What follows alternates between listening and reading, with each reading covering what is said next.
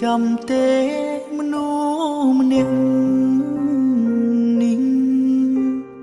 រឿងរ៉ាវច្រើនណាស់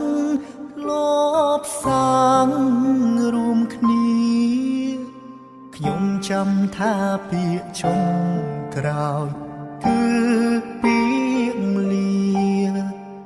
ហើយយើងក៏បែកគ្នាត្រឹមនោះ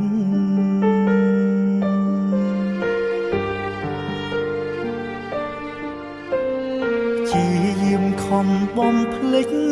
កិច្ច